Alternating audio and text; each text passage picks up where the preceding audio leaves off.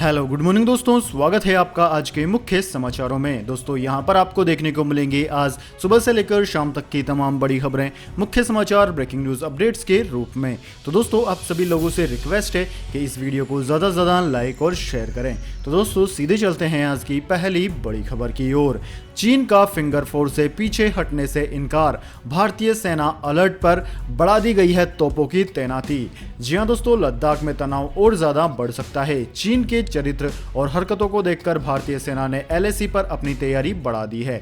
पूर्वी लद्दाख में तोपों की तैनाती बढ़ा दी गई है। इसी बीच भारतीय सेना के उत्तरी कमान के प्रमुख लेफ्टिनेंट जनरल वाई.के. जोशी दिल्ली पहुंच गए। हालात बिगड़ने के संकेत इस बात से मिल रहे हैं कि चीन की सेना पैंगोंग में फिंगर फोर से पीछे हटने से इनकार कर रही है। इधर एलएसी पर तनाव के बीच रक्षा मंत्री राजनाथ सिंह कल से लद्दाख के दौरे पर हैं। दोस्तों भारतीय सेना भी पूरी तरह से तैयार है। चीन की हरकतों को ध्यान में रखते हुए भारत ने पूर्वी लद्दाख में 60,000 सैनिकों की तैनाती कर दी है। भारत ने भीष्म टैंक, अपाचे युद्धक हेलीकॉप्टर, सुखोई फाइटर जेट, सिनूक और रुद्र युद्धक हेलीकॉप्टर की तैनाती कर दी है। पूर्वी लद्दाख में भारत ने तोपों की तैनाती भी बढ़ा दी है। इसके बाद में दोस्तों रुक करते हैं अगली बड़ी खबर का। सीबीएसई नतीजों पर प्रधानमंत्री मोदी ने नाखुश छात्रों को कहा, कभी उम्मीद मत छोड़िए। जी हां दोस्तों, प्रधानमंत्री नरेंद्र मोदी ने 10वीं और 12वीं की कक्षाओं की सीबीएसई परीक्षा में उत्तीर्ण होने वाले छात्रों को बधाई दी और कहा कि जो इस परिणाम से खुश नहीं है उन्हें याद रखना चाहिए कि एक परीक्षा उन्हें परिभाषित नहीं कर सकती। प्रधानमंत्री मोदी ने कहा कि उम्मीद का दामन कभी मत छोड़िए, हमेशा भविष्य की ओर देखिए, आप सब चमत्कार करेंगे।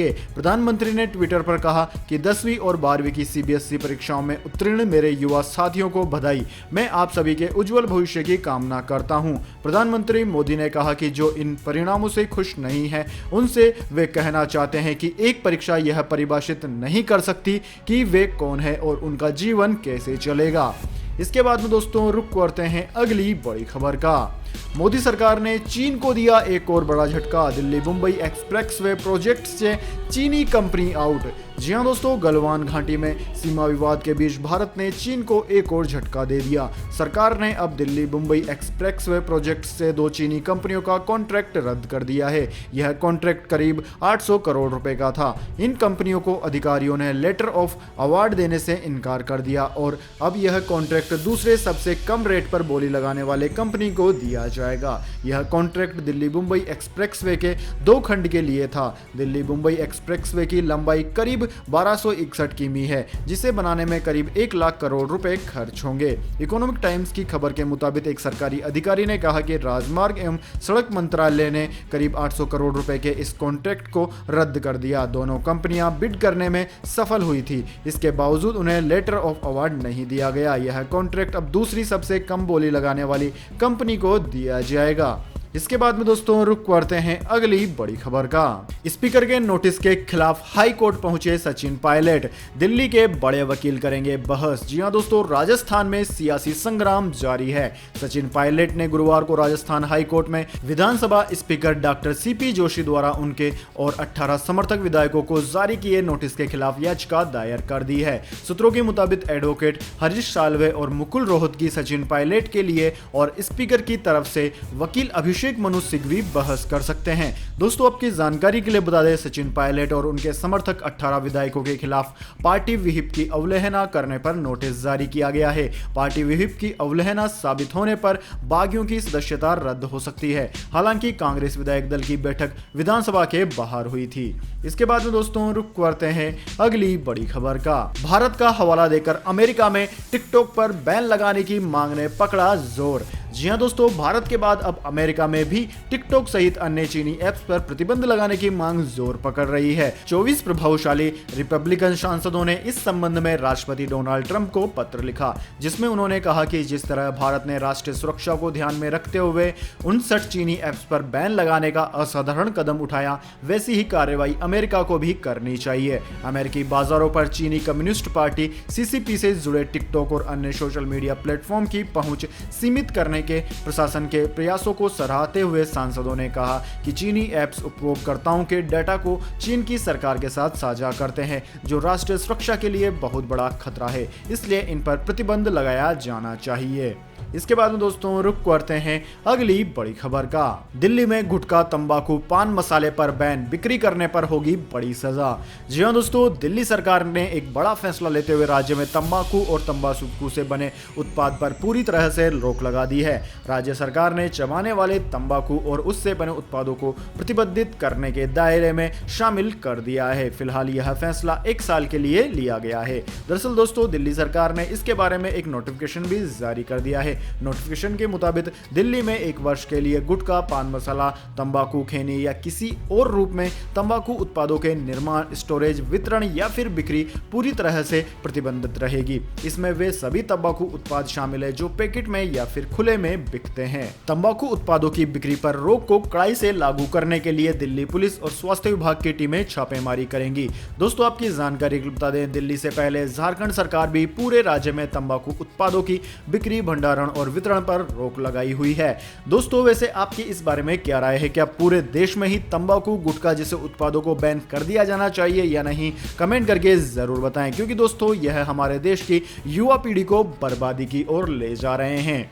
इसके बाद में दोस्तों अब जान लेते हैं क्या है पूरी दुनिया और भारत में इस महामारी की स्थिति। तो दोस्तों, सबसे पहले बात करें पूरे दुनिया की, तो पूरी दुनिया में अब तक इस महामारी के 1,35,75,000 से ज्यादा नए मामले सामने आ चुके हैं, जिनमें से 5,84,000 से ज्यादा लोगों ने अपनी जानें गंवा दी है। दोस्तों, इस महामारी से सबसे ज्यादा प्रभावित देश अमेरिका है, जहां पर 35 लाख से ज्यादा मामले सामने आ चुके हैं, जिनमें से 1,40,000 के करीब मौतें भी हो चुकी हैं। इसके बाद में दोस्तों ब्राजील का नंबर आता है, जहां ऑलमोस्ट 20 लाख के करीब मरीज हो गए हैं, जबकि मौत का आंकड़ा 75,000 को पार कर गया। इसके बाद में दोस्तों India, Russia, Peru, Chile, Mexico, South Africa, United Kingdom आदि देशों का नंबर आता है। दोस्तों, बात करें भारत की क्या है स्थिति, लेकिन दोस्तों उससे पहले मेरी आपसे एक छोटी सी रिक्वेस्ट है। अगर दोस्तों आपको हमारी न्यूज अभी तक पसंद आई है तो इसे एक छोटा सा लाइक जरूर दे दें, और अगर आपको पसंद नहीं आई है तो बेशक आप डिसलाइक भी कर सकते हैं, लेकिन दोस्तों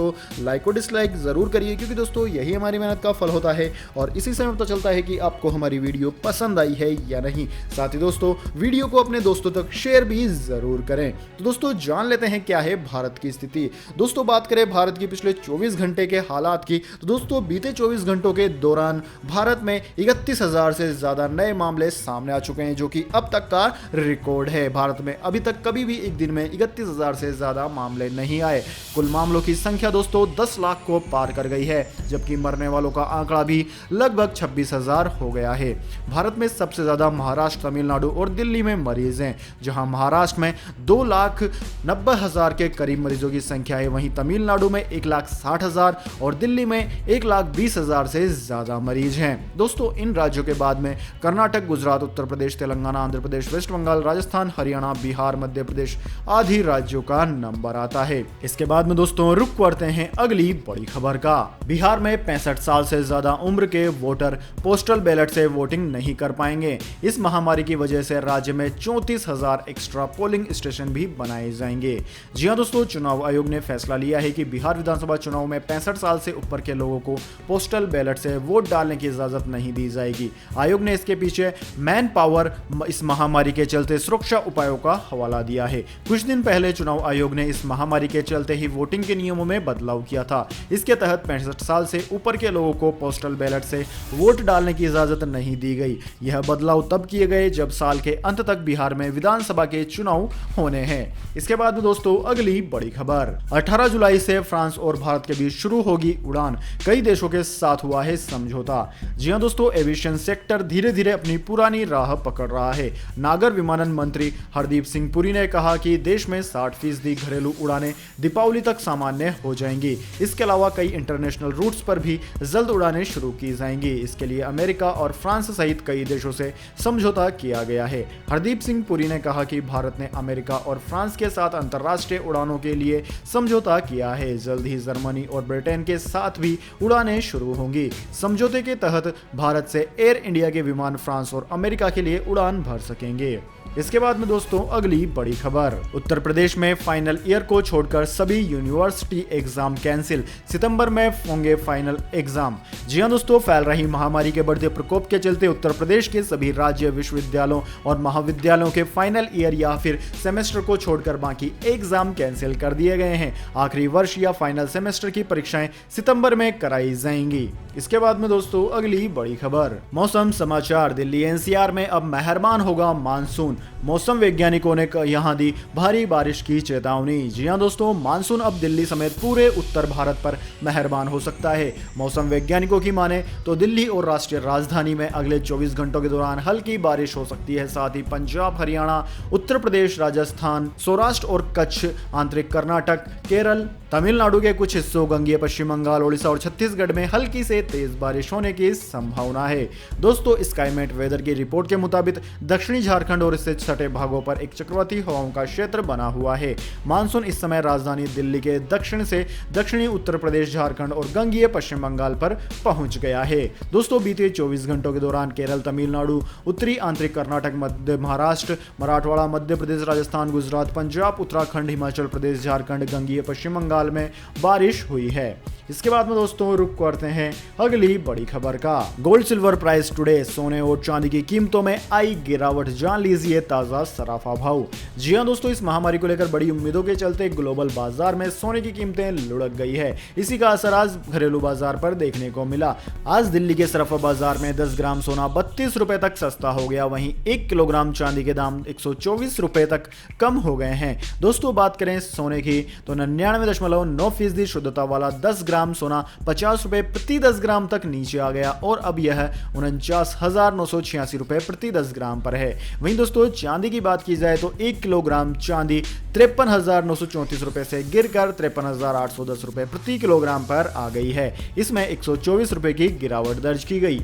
इसके बाद में दोस्तों अगली बड़ी खबर, अब कस्टमर बनेगा किंग, मोदी सरकार 20 जुलाई से लागू करेगी नया नियम। जी हां दोस्तों, ग्राहकों के हितों की रक्षा के लिए अब मोदी सरकार ने अपनी कमर कस ली है। आए दिन ग्राहकों के साथ नए नए तरीके से होने वाली धोखाधड़ी के मामले पर लगाम लगाने के लिए केंद्र सरकार एक नया कानून लागू करने वाली है। उपभोक्ता संरक्षण अधिनियम 2019 को 20 जुलाई से लागू कर दिया जाएगा। दोस्तों, नया कानून उपभोक्ता संरक्षण अधिनियम 1986 का नया प्रारूप होगा। दोस्तों, नए कानून की क्या क्या विशेषताएं वह हम आपको बता देते हैं। नए कानून में उपभोक्ताओं को भ्रामक विज्ञापन जारी करने पर भी कार्यवाही की जाएगी। उपभोक्ता देश के किसी भी कंज्यूमर कोर्ट में मामला दर्ज करा सकते हैं। नए कानून में ऑनलाइन और टेली शॉपिंग कंपनियों को पहली बार शामिल किया गया है। खाने पीने की चीजों में मिलावट होने पर कंपनियों पर जुर्माना और जेल का प्रावधान रहेगा।